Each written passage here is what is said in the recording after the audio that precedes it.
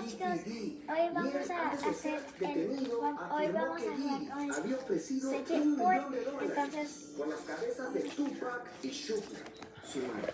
El juicio a Kid D sigue en proceso. Diddy habrá sido el culpable de cómo acabó Tupac. Ojalá la justicia nos lo diga.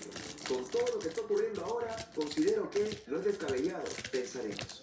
Diddy, tras la pérdida de Notorious Big, sacó la canción Te Extrañaré, que fue todo un éxito comercial y catapultó su carrera como rapero.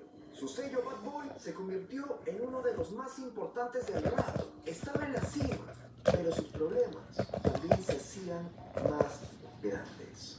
En el 99, Diddy con su pareja de entonces, la famosa Jennifer López, y Shine, un rapero firmado por Bad Boy, fueron a un club donde de pronto estalló una balacera. Presuntamente porque Diddy o Jennifer López, uno de los dos, derramó su bebida encima de un hombre. Este hecho dejó 3 heridos. Uno de ellos, Natalia Rubio, declaró que fue Diddy quien accionó el arma que impactó en su rostro. Esa noche Diddy fue acusado porque la policía encontró un arma ilegal en su carro. Y te preguntarás qué sentencia tuvo. Fue absuelto de todos los cargos.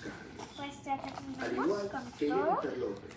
Mientras que Shine, Pues el rapero de suscríbanse al Bad Boy, canal, fue denle like, sentenciado a compartan. 10 Suscríbanse al canal, años denle de like, prisión. compartan. Sin embargo, Gracias. él ha declarado que jamás pasó